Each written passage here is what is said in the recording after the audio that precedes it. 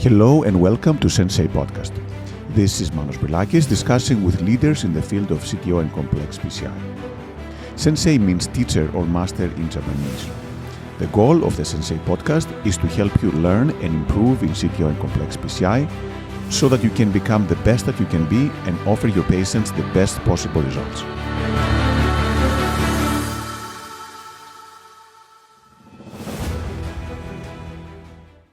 Hello and welcome to Sensei podcast. It is a great pleasure to introduce our guest today, which is Dr. Wissam Jaber from Emory University. He's actually the Associate Professor of Medicine at Emory University, the Director of the Cath Lab, and the Interventional Fellowship Director. So Wissam, again, welcome and thanks again for taking the time today to talk to us about your experience in becoming an expert in CTO and complex PCI. Manos, good morning, and thank you very much for having me. It's a pleasure and honor to be interviewed by a great guy and a mentor and friend like you. Thank you. No, thank you so much. It's our pleasure. And you're now in a hotbed of CTO with several other key operators. Actually, Bill already, he's been part of the podcast, and Stefan will be coming up as well. But we always like to start this having a little discussion. How did this start for you? I know you've been doing complex PCI for a long time, but this was something that you really want to do from the get-go, something that you developed a taste for later on. How was your journey into this field? Not really, Manos. It wasn't something really very planned. I guess a lot of people have different experiences when it comes to this, but I would want to say that maybe it fell somehow on my lap. I joined Emory in 2011. I had come from private practice, and there was a need at the institution, which really helped me. There was a need for somebody to do CTO PCI, and I guess that's frequently a story in these cases. There wasn't anybody doing very complex cases, and it happened that I tried it and I liked it, and using feedback that I was doing well in the lab from some experts, it kind of encouraged me to do more. And it's mostly the need, the patient population, and the challenge of learning something new. I guess us interventional cardiologists, we train to do new things, to try new things, and to be proud of what we're achieving. You know, it's not just patient care. I mean, obviously, patient care is number one when we do these things. We want to serve the patients, but there's a big part of personal satisfaction and taking pride in what we do. Great. So there was a clinical need. You were coming in practice. How long have you been in practice before you actually joined Emory?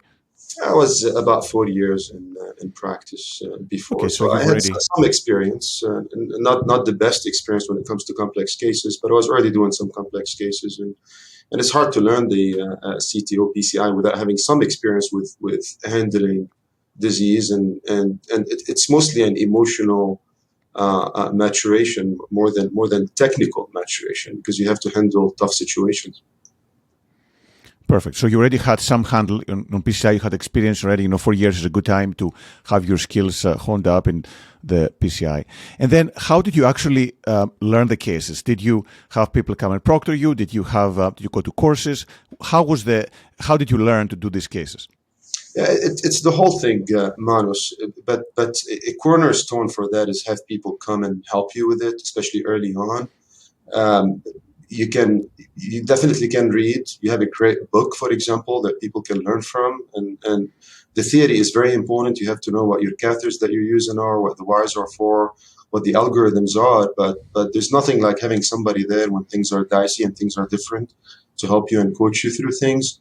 At the same time, going to some courses, many times smaller courses and smaller exposures in a small group would really be helpful when learning these. But for me, it was persistence of multiple proctors that came to the institution and helped me through.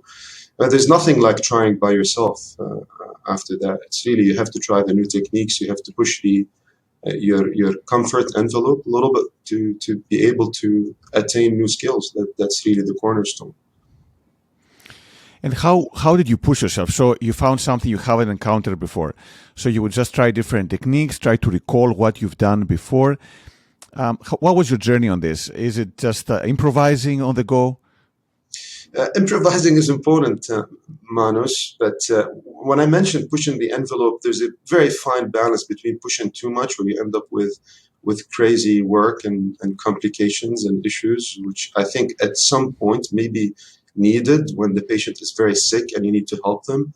But in stable patients, there's a balance that you draw between how much you push and not make the patient sick enough. And there's always a little anxiety that comes with that. But every now and then you try a new technique that you feel is relatively safe to try. But you rely a lot on other people's experience. When you know that people have tried something that has worked for them, you want to try it for yourself. You may adopt it in a slightly different manner and change on it. But listening to what others are saying and going to courses and listening to experts and even reviewing the cases with experts, that could be very helpful to try new techniques. And you mentioned about anxiety. So are you still having anxiety? Are you feeling relaxed now doing the cases? Did you have less now or more? How is that evolving for you? It would be a lie, Manus, if anybody tells you that in complex cases or in doing anything we're doing that we have zero anxiety. I think it doesn't exist. I think if you have zero anxiety, you become a little reckless. Maybe you need that to keep checks and balances, to keep you on your toes, to make you give your best in a case. And I'm not sure, obviously the anxiety goes down with time. Mostly the anxiety at the beginning or before the case is there. It makes you plan well for the case. And what happens with time is not really a disappearance of the anxiety, is more tolerance to that anxiety and learning how to deal with it and learning how to keep your cool and how to think through the case without having your emotions stop you from doing the right thing for the patient. I think that's what changes. But a small level of anxiety is healthy in such cases. Absolutely. And then you mentioned about preparation. So how do you prepare for those cases? Do you look at the films? Do you discuss it with other people, the fellows? Or what is your current kind of approach? And has it changed over time? Do you change how you prepare now than what you prepared in the beginning? All of the above. You probably learned that more preparation you do, the better you're going to be. It's combination of technical preparation and mental preparation that you're ready to face different challenges.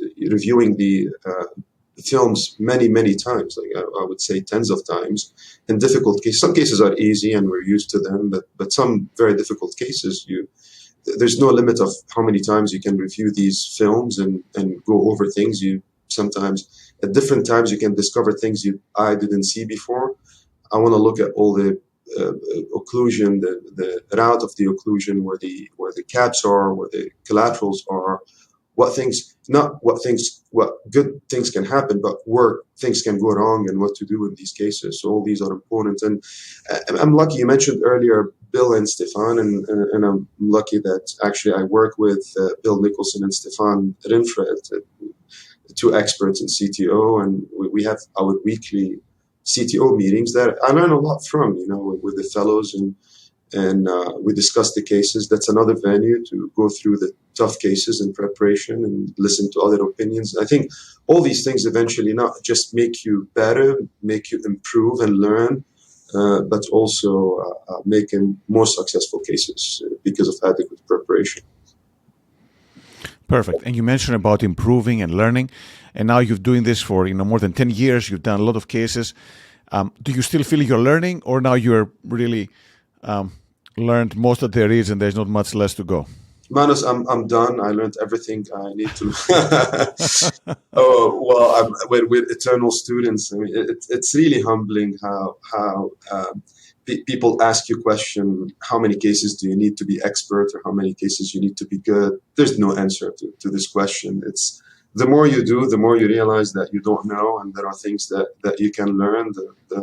When you think you know it all, you get a case that really challenges you a lot, and you don't know what went wrong, what went right sometimes. So you really learn by doing, and you learn by listening and hearing others, and it's a collective thing. We're all learning together. So both myself doing cases and seeing what other people do. Hence, we discuss the cases with others. And when I have tough case, when I have failed case, I want to hear other people's opinion. I want to see what others do.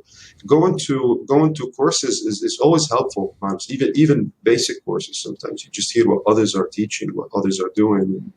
And with live course, I still benefit a lot from these. I still hear what the experts are saying, what people like you and other giants in the field are talking about this, whether it's from the research, whether it's from published papers, but mostly from experience and different techniques. It's a continuous thing. It's going to be lifelong.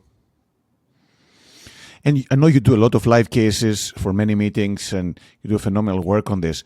Are the live cases different than your usual cases? Do you feel more stressed out? You feel more on the edge and more kind of eager to perform, or you got used to them now? And do you think it's a good tool? I know we talked about people. Some people believe it's a good tool for education. Some others are less enthusiastic. What is your take about the live cases? They're very anxiety provoking. And if anybody tells you they're different, I mean, even the very experienced people will tell you the same thing. People that have been doing it for years and years, that do several years, it's anxiety.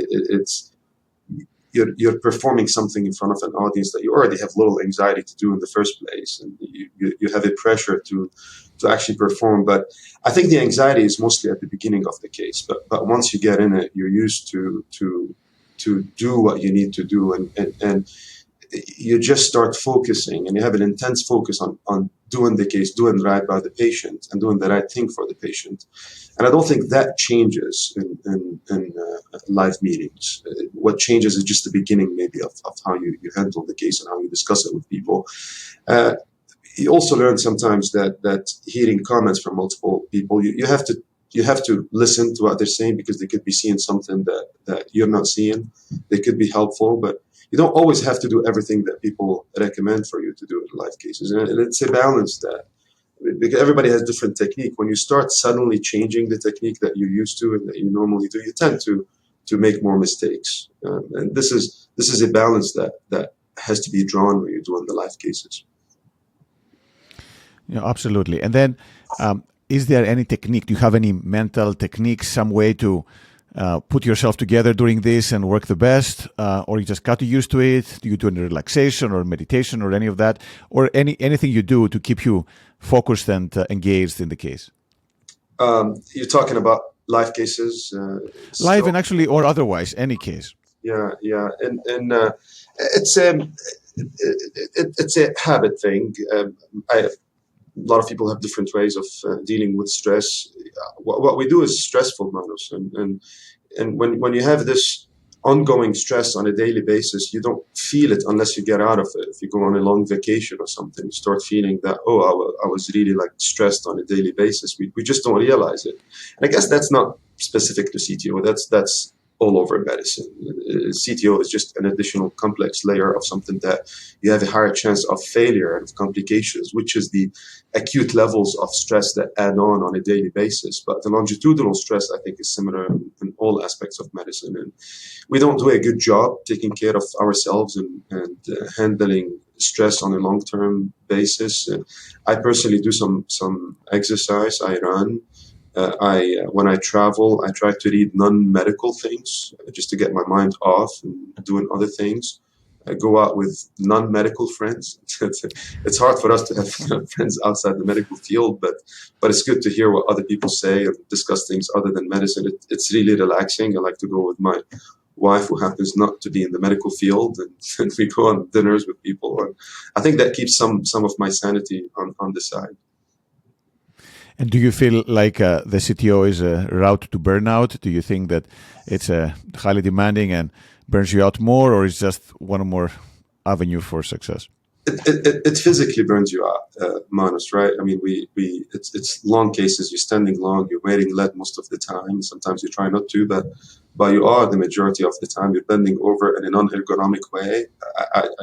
I think if you're thinking, I know you're a big kind of guy in innovation and very smart. If you're thinking about anything innovative, would be how to change the setup in the cath lab where physicians are either sitting or at least not bending doing cases, not just the lead.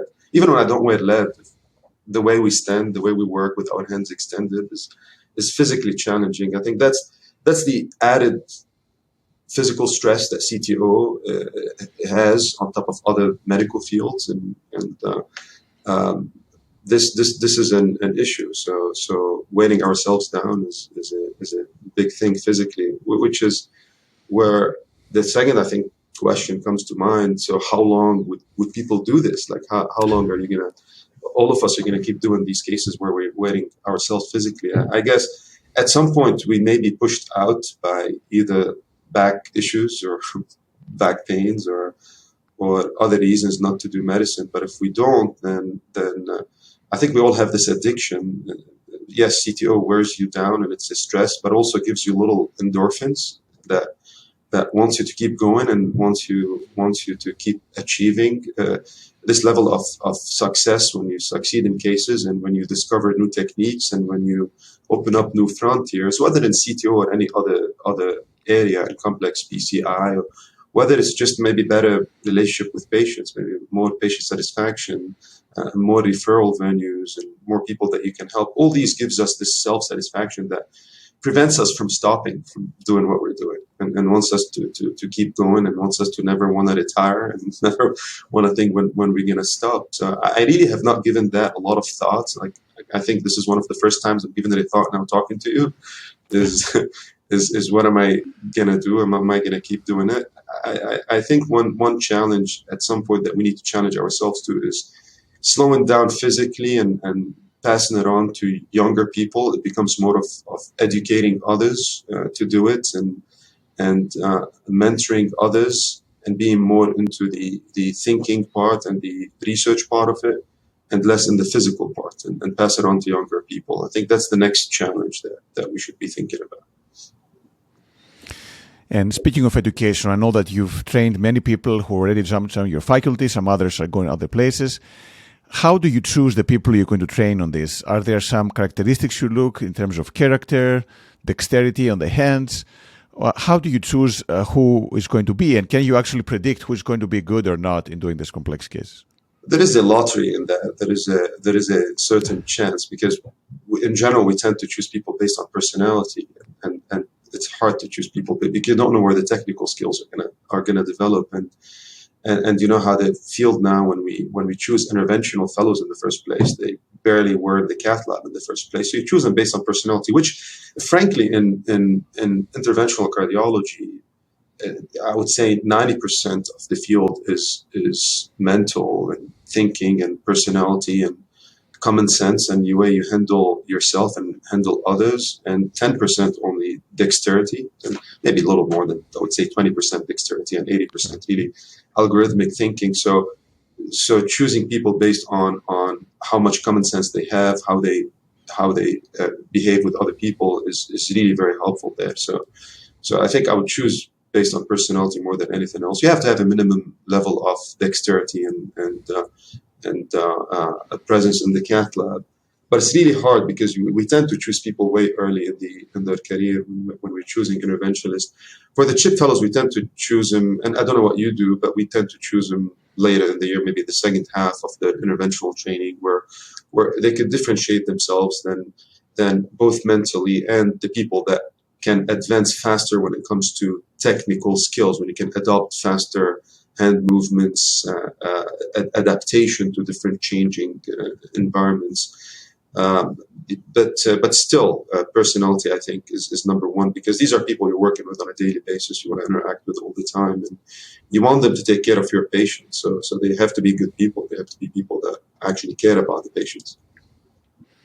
That's a great point. I think from other people, the same message comes that what matters most is the attitude and the approach and the willingness to learn and being open and being nice to people and having the patient's foremost interest is the first priority, as you said. And that's critical for everything, especially in this field. Now, when it comes to teaching the fellows, what do you think works best? Is it the hands-on? Is it the planning before, all the above, trying to teach them techniques more on a classroom style? What do you think works the best for this, for getting them to mature and get better in this area? Very, very good question. Obviously the answer is all of the above, but were to stress more, there's nothing like pushing the fellows to come up with their own plan to we tend as attendings to make all the decisions in cases. So we just use the fellows as technicians and do this. Okay, we call Sure. for the balloons, we call for the stents, we call for the next wire, but there's nothing like pushing them to actually make their next decision. They have to feel that they are responsible for their own decision. They have to think about what the next step is in choosing wire or choosing even the size of the balloon early on in training, or size of the stent, length of the stent, what to do at each corner. I think that's important. Then comes the other things where you plan with them ahead of time, let them do the most of the cases. It's really uh, also what I see commonly from attendings is that if the fellow is having difficulty, they take over and they finish the whole case. But I think it's always a good idea to stay where you are, don't go on the first position. You can handle the difficult part over 20-30 seconds and then give the fellow again the primary position. I think it goes a long way, makes it feel more important in the case, and makes it advance. Preparation ahead of time with the case obviously very important, and it is crucial to make the fellows responsible for the patient after the case, because we tend to forget about that, and they have to be responsible for, if I'm done anything on this patient, I'm owning everything that happens to the patient afterwards, hence complications that can happen after the cath lab, and a longitudinal relationship with the patients. That's very important. Perfect. So here we are, and you've done this for a long time. What is the most exciting thing for you right now? I guess what excites me most is a new challenge.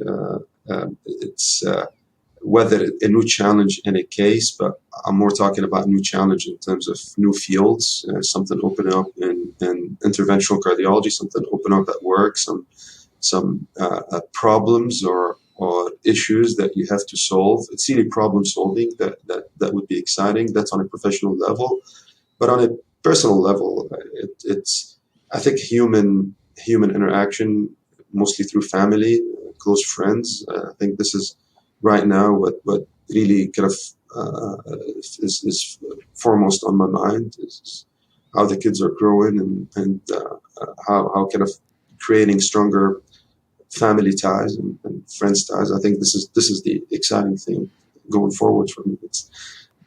I'm still going to maintain my professional excitement and pushing forward, but it goes hand in hand with personal life, which is super important.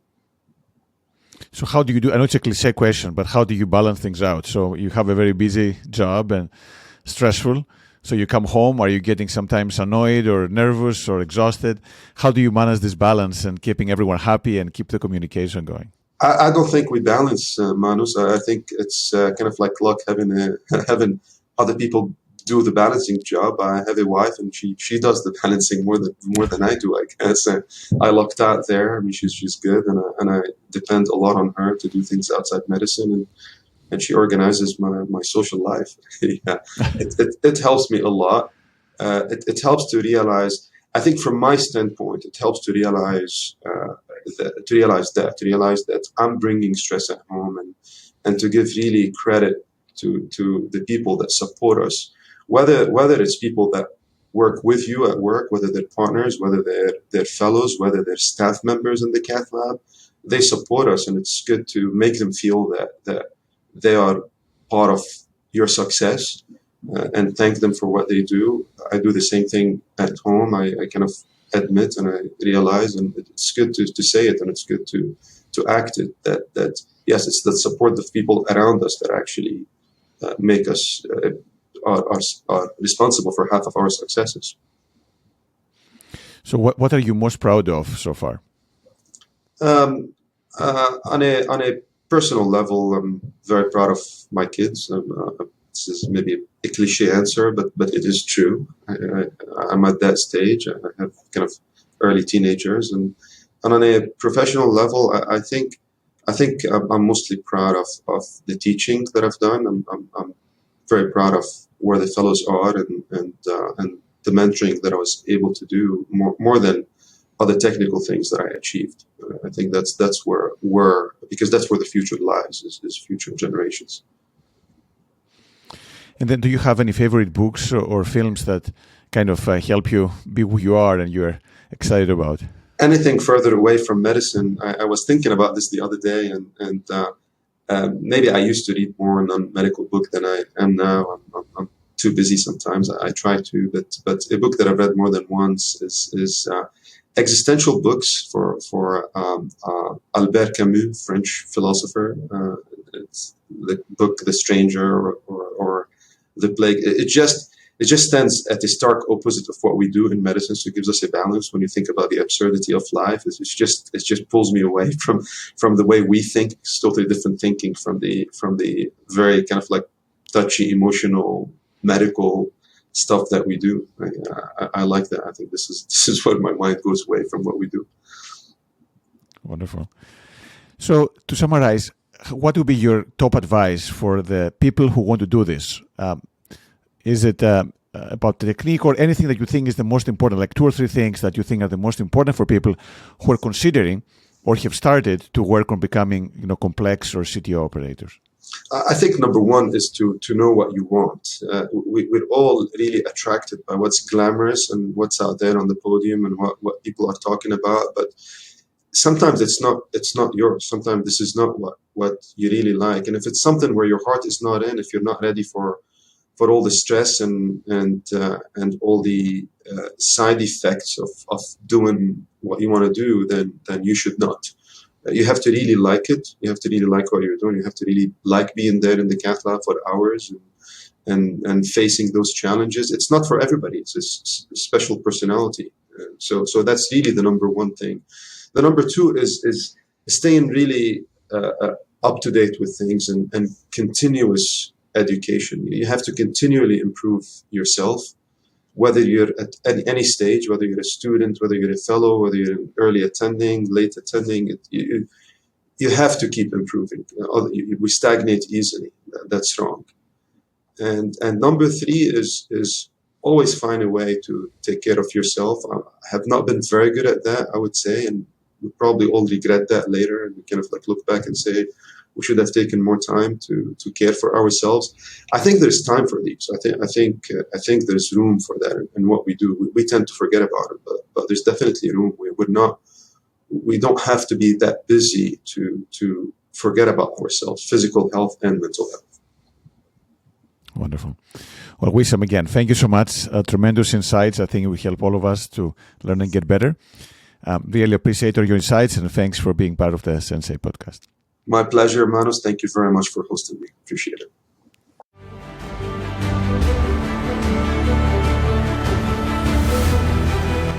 Thank you for listening to the Sensei podcast.